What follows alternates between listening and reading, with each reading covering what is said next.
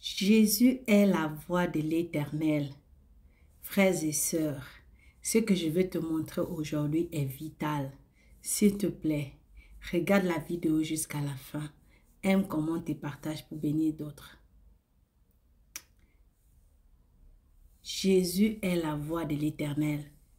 Deutéronome chapitre 28, verset 1 nous dit: si tu obéis à la voix de l'Éternel, ton Dieu, en observant et en mettant en pratique tous ses commandements que je te prescris aujourd'hui, l'Éternel, ton Dieu, te donnera la supériorité sur toutes les nations de la terre.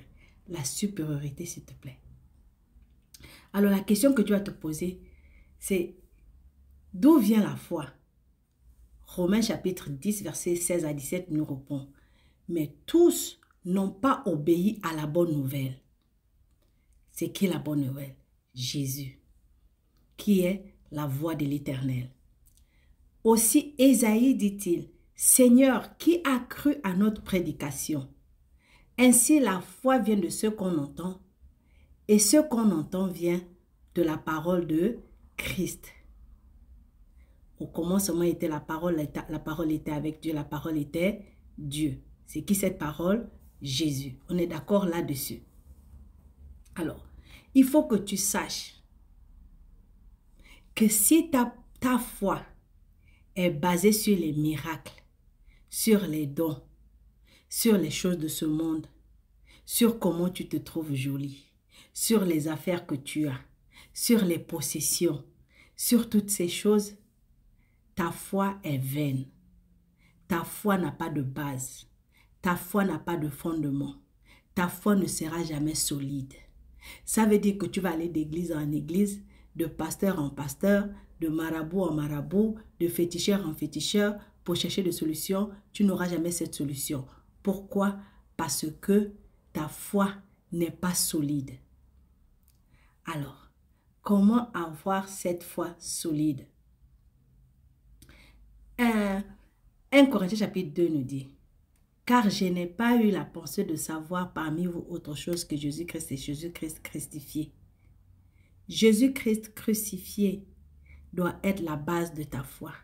C'est pourquoi si tu es dans une église là où on ne te prêche pas Jésus, on perd ton temps. Tu ne seras jamais un chrétien transformé. Tu ne seras jamais un chrétien fortifié. Tu ne seras jamais un chrétien puissant. Tu seras toujours une poule. Tu ne deviendras jamais un aigle. Pourtant, Dieu veut que nous soyons des aigles. Pourquoi? 1 Corinthiens chapitre 1, verset 22 à 24 dit: les Juifs demandent des miracles et les Grecs cherchent la sagesse. Nous prêchons Christ crucifié, scandale pour les Juifs et folie pour les païens, mais puissance de Dieu et sagesse de Dieu pour ceux qui sont appelés, tant Juifs que Grecs.